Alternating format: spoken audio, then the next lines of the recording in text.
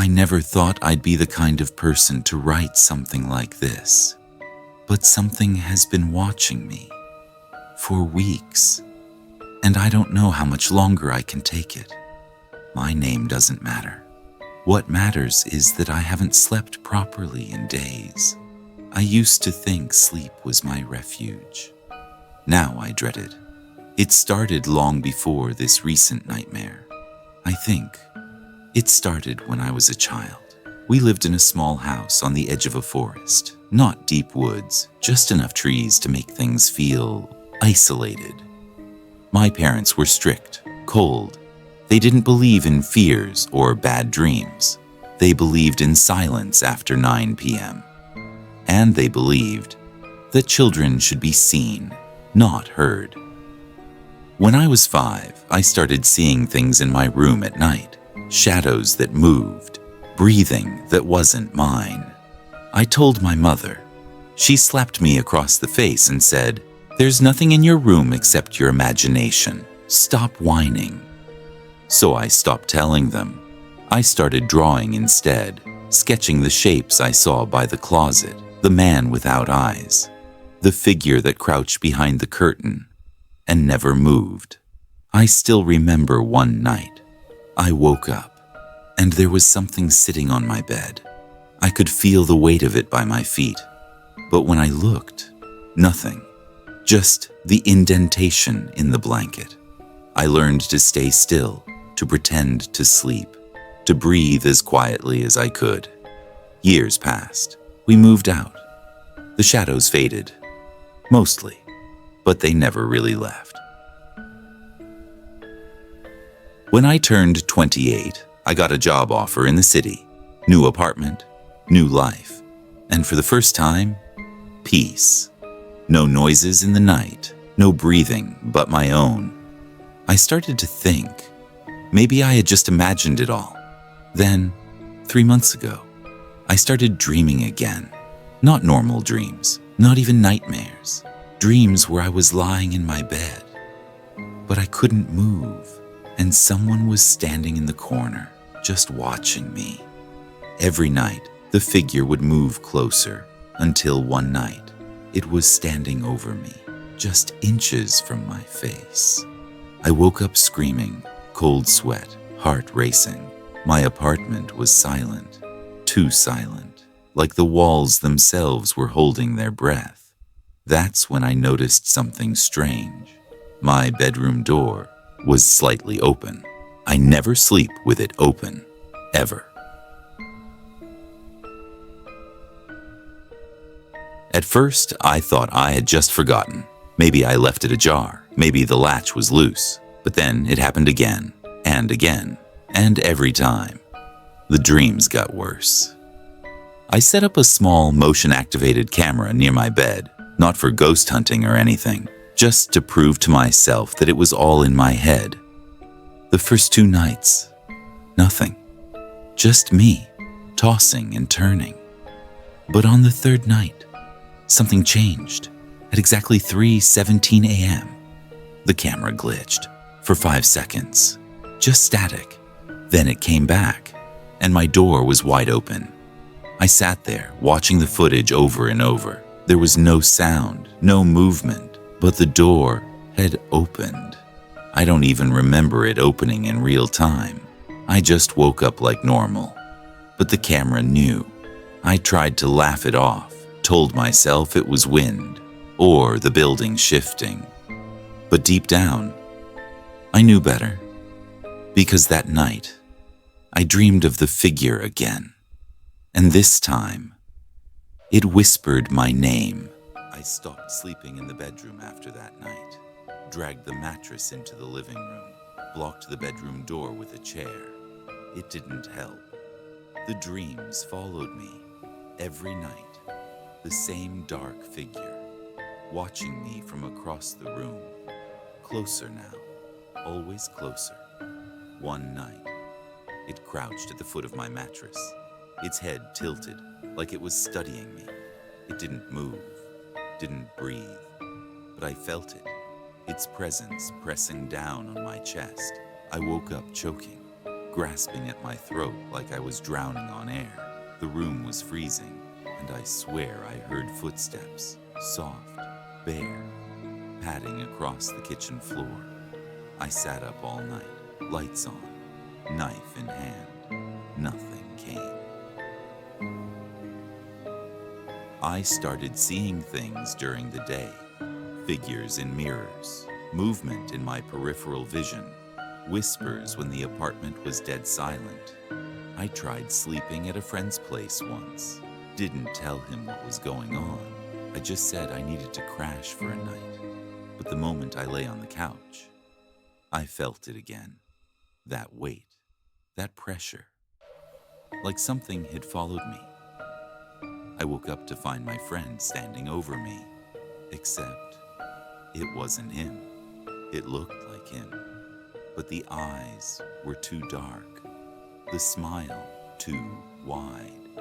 I blinked, and it was gone. He was in the kitchen, making coffee, like nothing had happened. I didn't stay another night. I knew I couldn't go back to my apartment. I needed a break, a reset. I found a cheap hotel on the edge of town. Old, quiet, no cameras, no questions. Room 213. The manager was an old man with a missing eye and too many keys. He stared at me for too long, didn't say much, just handed me the key and said, "Don't leave the window open. They come through that way." I thought he was just senile or drunk, but now I'm not so sure. The room was musty, smelled like dust and dead flowers. The wallpaper peeled in long curling strips, like fingers reaching down. But it was quiet. That first night, I slept. No dreams, no shadows, just peace. I thought, maybe it was over. Maybe whatever followed me couldn't find me here. But on the second night, at 3:17 a.m., I woke up to the sound of breathing, not mine, slow, wet, raspy. I sat up. The window was open. I didn't open it. And on the glass was a handprint, not mine, too long, too narrow, like the fingers had joints that bent the wrong way. I shut the window, locked it, stuffed a towel in the crack, but that didn't matter. The next night, it was open again. The handprint was gone.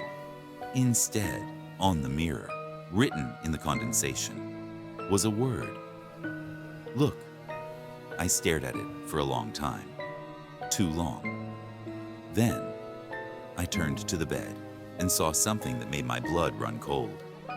There was an imprint next to mine, like someone had been lying there, watching me. That was last night.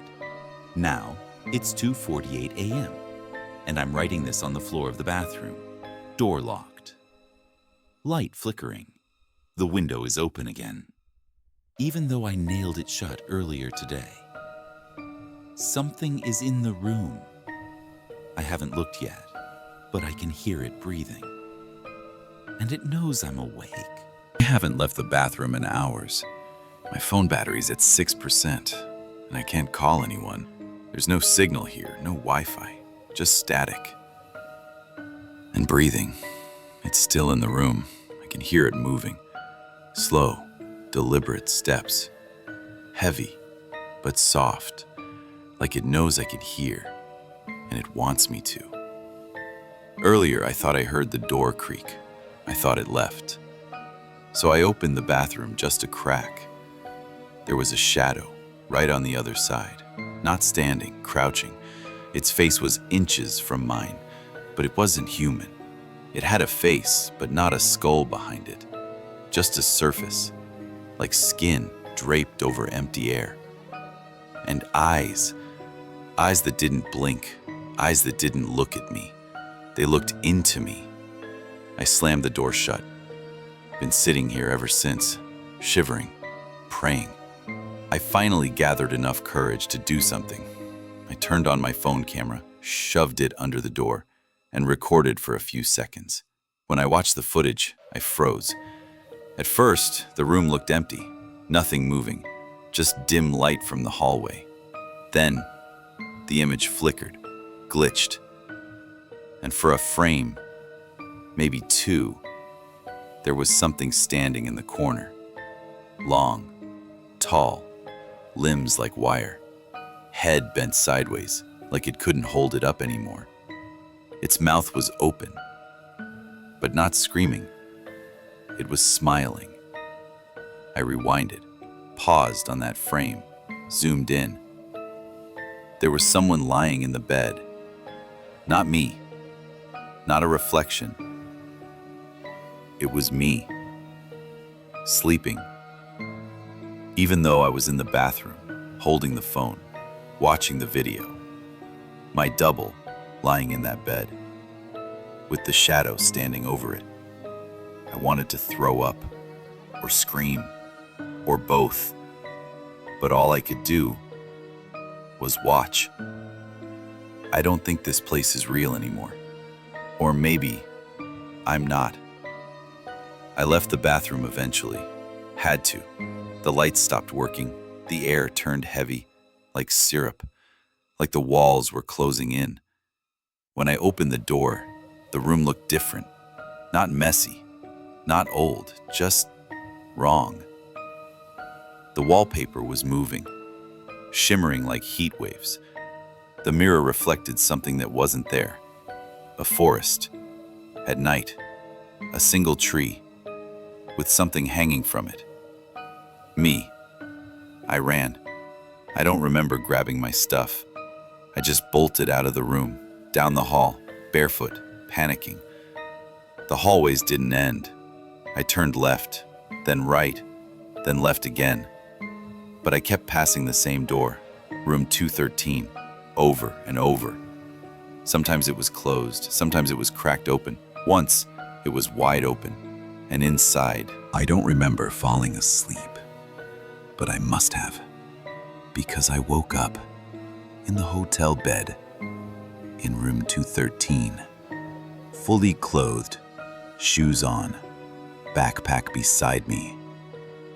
No blood, no scratches, just silence. The room was clean, too clean, as if nothing ever happened. No flickering lights, no breathing behind walls, no shadow in the corner. It felt like I'd imagined it all. Until I saw my phone. It was still recording. Battery almost dead. Hours of black screen. But then, a sudden flash of white. A frame. I scrubbed through the footage, frame by frame. There I was, lying in bed, sleeping, just like the earlier video. But this time, I wasn't alone. A figure, sitting in the chair, right next to the bed, watching, not moving, not blinking, just watching. Then, the screen went black. But for a split second, its eyes glowed, like two burning coals. It was still there. I bolted for the door. It opened without a sound. The hallway was gone. In its place, a staircase, spiraling downward, endless. Black metal rails, concrete steps, no lights, just the faint glow from inside my room. I didn't want to step into the dark, but something pushed me. A whisper, right behind my ear. You've already gone too far. I ran down the stairs, faster and faster, but it never ended. The spiral just kept going. My breath turned ragged, legs burning, chest tight. Then, a door. Not at the bottom. There was no bottom, but along the wall, embedded in the stone, carved wood, a strange symbol etched into it, like an eye with a mouth inside. I didn't want to open it, but I had to. The room was pitch black, but my eyes adjusted. There was a chair facing the far wall, and in the chair, a figure, tied up, still. The air smelled like rot and burnt hair. I stepped closer. My foot crushed something on the ground. Bones, tiny ones. Then, the figure in the chair twitched. A neck snap, like it had just woken up. And it spoke. "Welcome back." It was my voice, but deeper, distorted. Then it looked up, and I saw myself.